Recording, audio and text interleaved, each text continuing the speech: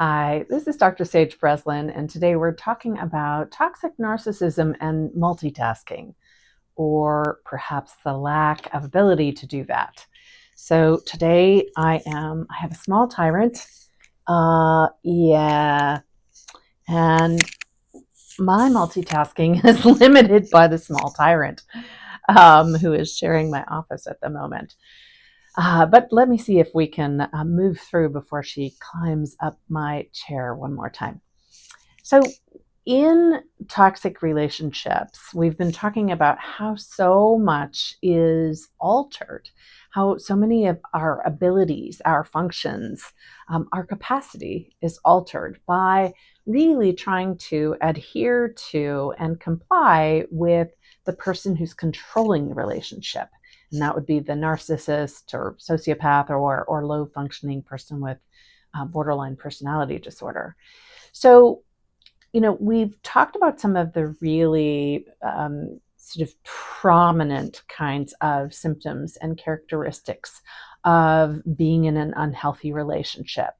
The fact that, our coping strategies really require that we subordinate ourselves to the narcissist, that we really comply with whatever reality they set and whatever boundaries they set, which will be zero boundaries, right?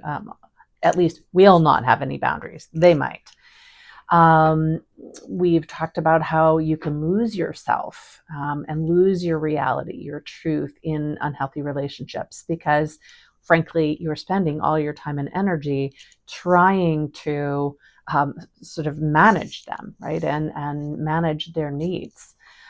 We've talked about what happens to our sense of self, our self confidence, when somebody is constantly gaslighting or being verbally abusive or critical of you, that you lose your mojo, you lose your connection to that empowered place, you lose connection to your old soul because you put it away in the vault so the narcissist can't get at it. But we should also talk about some of the other, maybe less than visible qualities, characteristics, functions that become impaired when you're in unhealthy relationships. And one of them is multitasking.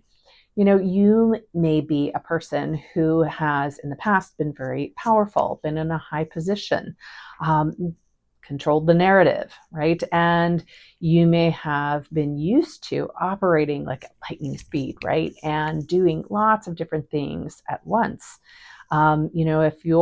If you're a woman, if you're a female leader, it is very likely that you were multitasking at dangerous levels, so to speak, and probably very well. But once you're in an unhealthy relationship, whether personal or professional or both, unfortunately, um, that ability to separate out your attention into a variety of channels really not only diminishes, but probably vanishes. You may have been able to direct a team, delegate to different managers in each team or different directors in each part of your team. You may have been able to do that, listen to a conversation with, say, the head of your company or another company CEO. You may have been able to track where the kids were at school, at home, homework, things that were due, projects. And you may have really done that pretty seamlessly. I mean, not that anybody should do all of that, but I would say that also women who are, in high profile roles and positions of leadership often do just that. They multitask the heck out of life. But when you are in an unhealthy relationship, number one, your level of concentration starts to diminish. And part of that is that if you are not operating from your reality, but instead from somebody else's, it's taking effort to sort of move into that new reality, right? Because there's nothing intuitive or organic about it for you. So then when you try to just separate your energy, even the narcissist and your children, the narcissist and your team, the narcissist and your family, your ability to even separate into two different positions becomes very, very limited.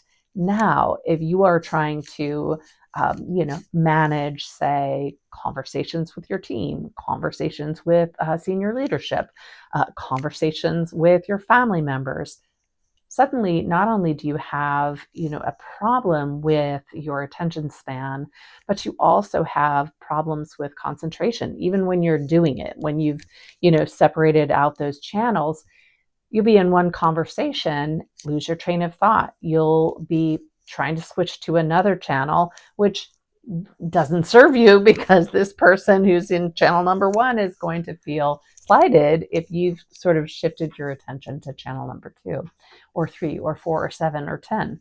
So it's not you, right? It is in response to the unhealthy relationship. And the solution is relatively simple, but also very challenging, right? So the solution is get out of the unhealthy relationship. But for many of us who've been in that position, frankly, you almost have to find yourself first in order to exit, because otherwise you are so diminished. Your attention span, your energy level, your ability to see yourself as empowered enough to leave, your resources, all of those things have intentionally been limited by the narcissist. So I guess the best thing I can say is this is the time for support, right? When you can access any form of resource of support, it does make it easier for you not only to exit the relationship, but to find yourself and to find those channels and to ensure that they're distinct enough so that you can at least bring your attention to one thing. And when you feel sufficiently grounded and like yourself again, when your mojo is back in place, then you can try 2 channels. Then you can try 3. I don't know that you'll ever be able to do the myriad of channels that you multitasked in before, but there is a way back to feeling more productive and healthier when you're finally free of that toxic relationship. This is Dr. Sage Breslin.